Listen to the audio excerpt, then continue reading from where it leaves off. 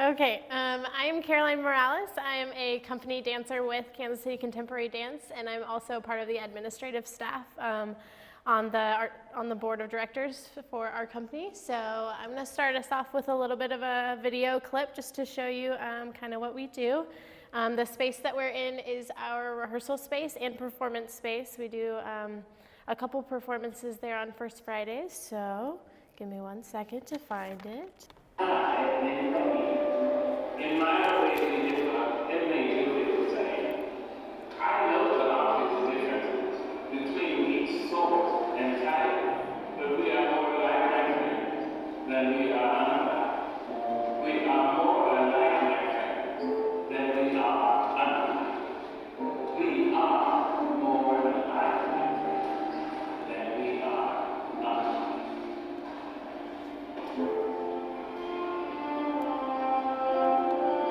Okay, so that piece was by one of our company dancers. Her name is Laura Fayette. She teaches around the area. You might have heard her name a couple times. She created that based off of the Human Family poem that was read by Maya Angelou. You probably recognized it. We all did when we started the rehearsal process. So we use that dance in performances. We performed for TEDx KC last year. We did a couple other performances with it through First Fridays. We have 2 annual shows. One show is in the spring and one's in the fall. Our next show coming up is this November. It's called Pulse Racing, and we're really excited about it. So just generally our mission, I'm not going to read the whole thing to you, but we're trying to create an environment that brings high quality dance to Kansas City through collaborations with other artists as well as other dancers in the community. We rehearse 2 times a week. We have 9 to 1 o'clock at the Bower, KC, and Crossroads. We continue our rehearsals on Friday mornings at Dance Fit Flow. We do a class in the morning. Our rehearsals are run by rehearsal director Katie Metzger. She was a UMKC alum, and she also choreographs for us. A bunch of the company members also choreograph for the company. That specifically usually happens for First Fridays and for our May show. Our artistic director, Lee Murray, does most of the choreography for the company. She choreographs for every show, does everything, but right now she just had a baby, so she's not here with us today. So, since we are a nonprofit, we have a board of directors. There are, I believe, 12 members. Some of us are dancers, including me and Chelsea back there. We both have positions on the board, but we are non-voting, and then there are voting members of just community, people in the community of Kansas City that come. Their jobs are specifically to market for us. They bring in connections, have a few collaborative ideas on how to fund, because that's generally our biggest issue, is always finding funding and finding grants that apply to us or finding different sponsorships that we could have. Behind the scenes, Lee Murray does most of the grant writing. She does most of the corporate sponsorship initiations, most of the meetings and everything like that. Since I'm the development programmer, I also do a few corporate meetings and everything, but that's our biggest area of struggle, so that's what we focus on.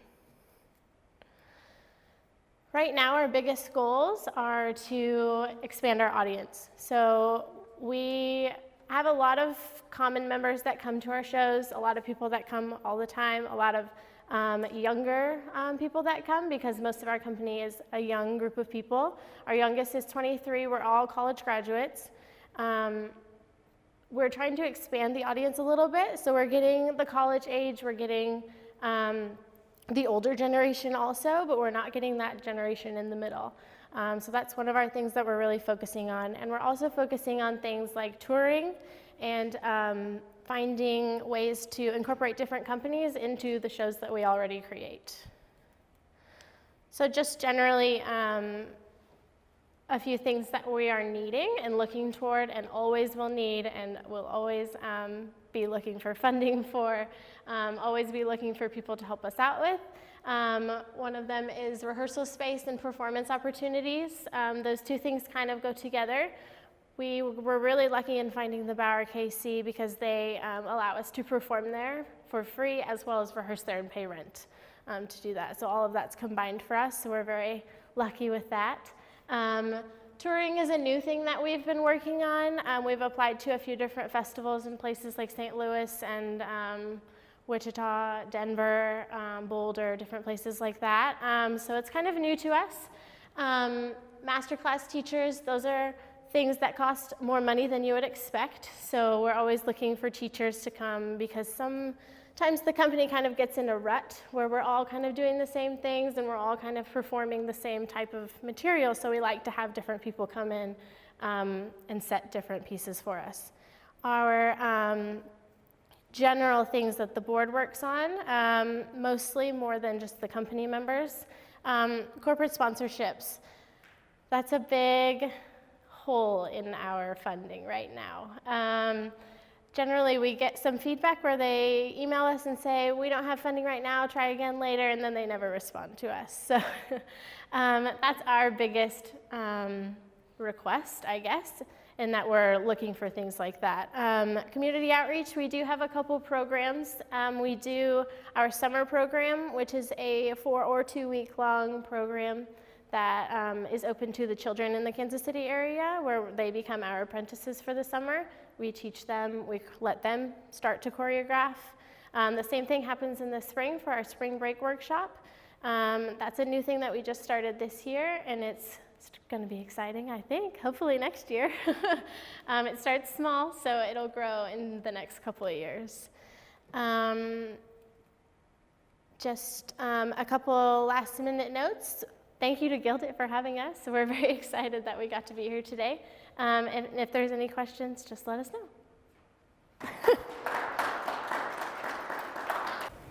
The same site I had with GuildIT. Do you record performances, and are you looking to maybe monetize that through selling, or at least using it as marketing when you're going for the corporate sponsorships? We do use that.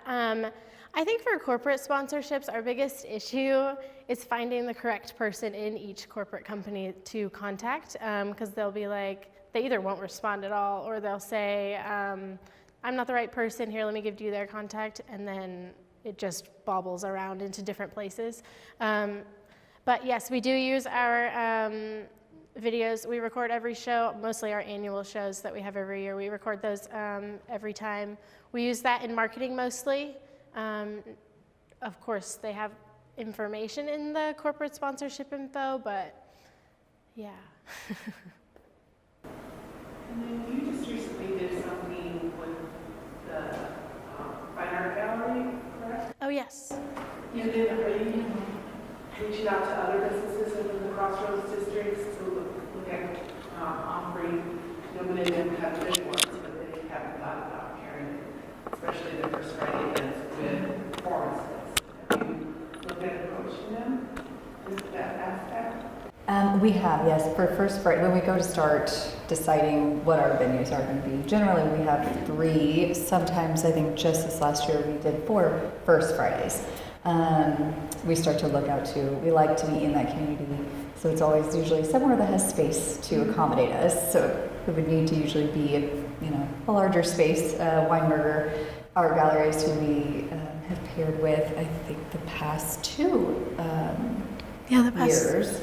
And they're a great contact with us. But yeah, generally it's a space thing, because we are a company of 11. So if we're doing a full group. Yeah. Have you thought of the corporate sponsorships? Have you thought of incorporating a package that involves a dance performance? Like, for instance, in Urban Art House, they have a package that involves, they go to corporate, they offer, workshop courses for the corporations who are sponsors of them. Yes. And then they also offer their space as an opportunity to do an event in. Maybe part of the power of that as well, so that if they bought a corporate package at such a level, they get the option to do an event at the Power, as well as have you perform there. And of course, that would be that would include your performance price as well as extra promotion of them being a sponsor at other events. Yes, we have done a couple corporate events, kind of like what Lindsay was talking about with Kansas City Aerial Arts. We have done a couple corporate events for them that have kind of involved that type of package, but they haven't been directed from us, which I think is a good idea.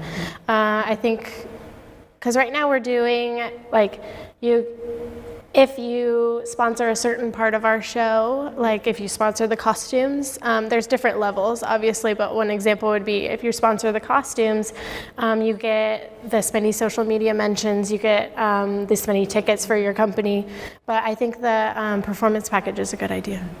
Yeah. Yeah. Workshop idea. Yeah, it's a unique way to offer. What are your requirements for masterclass teachers and collaborative artists, and do you have an application process for that? We do not have an application process. When we're looking for master teachers and people come to us saying that they would like to teach, we usually ask for their website or some sort of video of something that they've either choreographed or taught. So that's our way of weeding people out, I guess is a bad way to say it, but. In the past, we've kind of geared more towards styles that we are either trained in or perform in. We'll have a ballet masterclass, or contemporary masterclass, modern, that type of thing. I think limitations in the Bower, to have a tap masterclass or something like that. So maybe some floor issues, things of that nature in that event space. But yes, in offering that, I think we kind of gear it towards our little niche, which is that contemporary modern style. So, I've actually been familiar with your group for a long time. I remember when it was founded. Great. I think yeah, 15 years. I've watched it sort of morph to a couple of different cycles now. And you know, I admire your tenacity and your commitment to keeping the organization going. And you've been through some interesting different variations on structure and etc.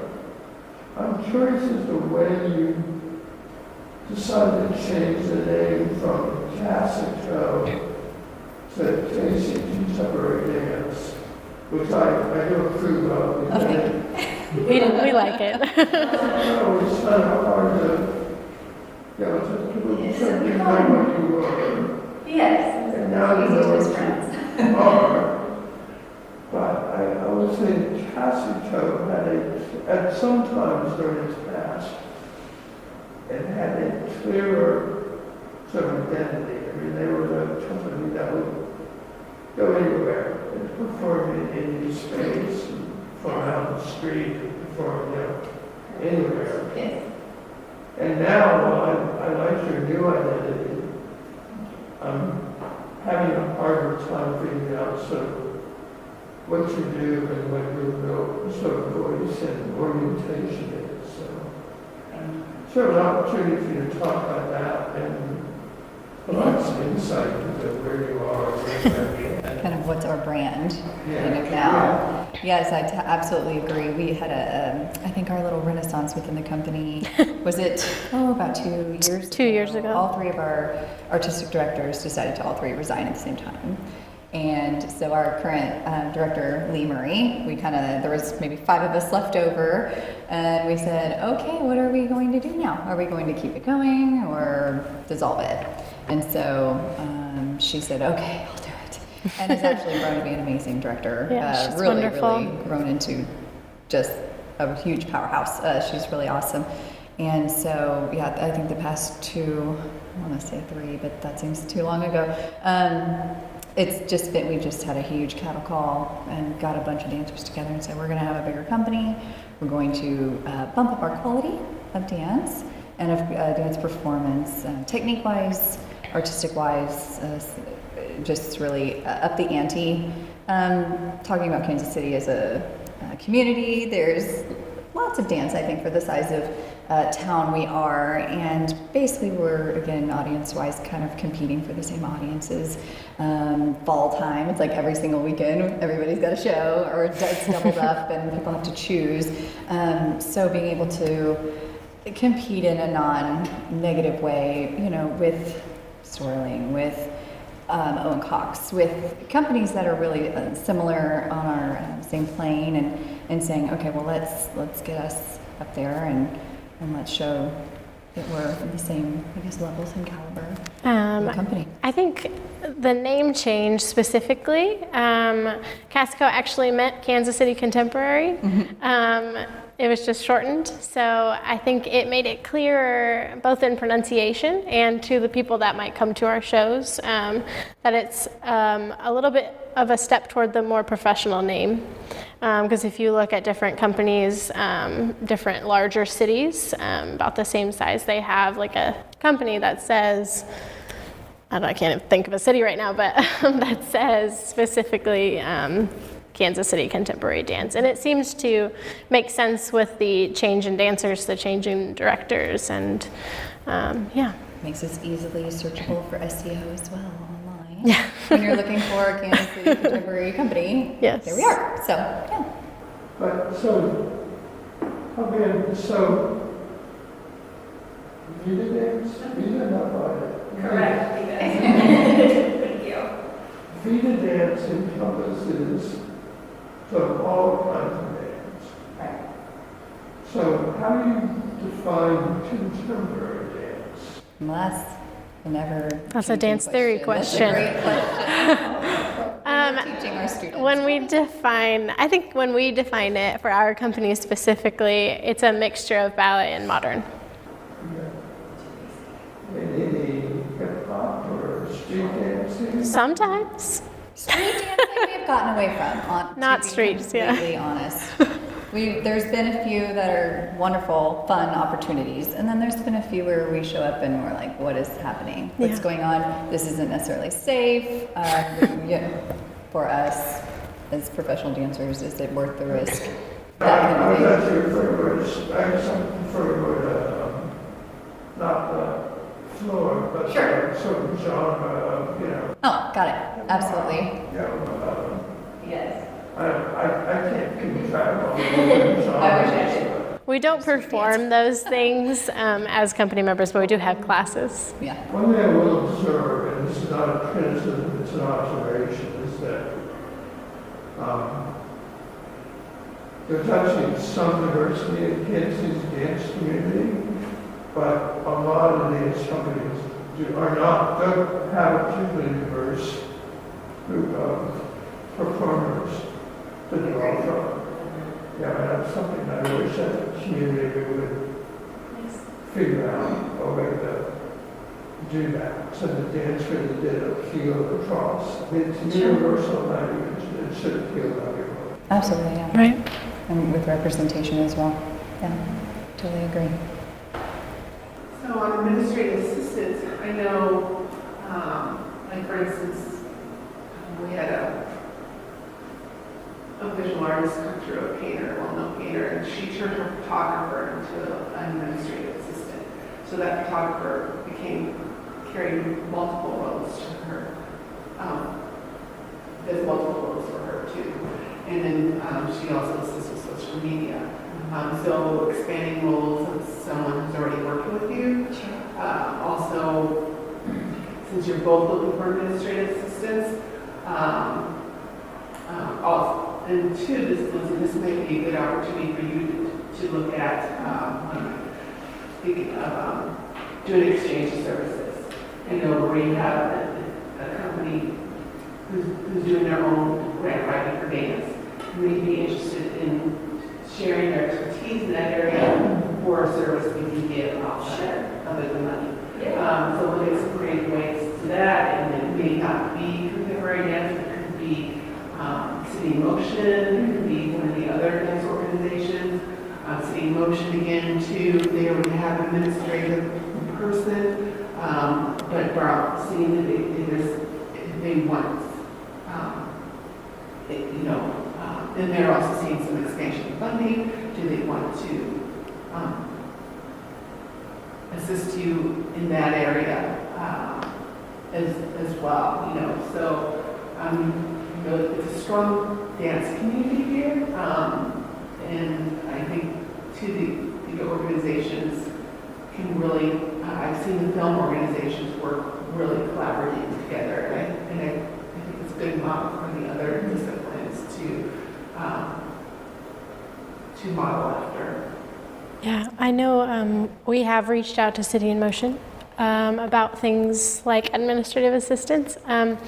The issue that we're running into is they're asking for a lot of money for things like that. So we don't have it for those specific things, because the company members mostly, like Chelsea's our social media person, I'm the development person, we're stepping up and doing that. But that's our snag. Perfect. Yeah, and then okay, yeah, I think of then the other small businesses within the Kansas City Crossroads, especially across the street from the bar. There's also visual artists that operate in those areas, and they may be able to expand. If they have assistance, they may be able to help expand that into assisting you as well. That's a good idea. No, just within the Bower itself, a lot of artists depends on that one. It's always money. Yes. So for collaborative artists, I think you were mentioning like other studios, other places that do dance, but have you looked into other media?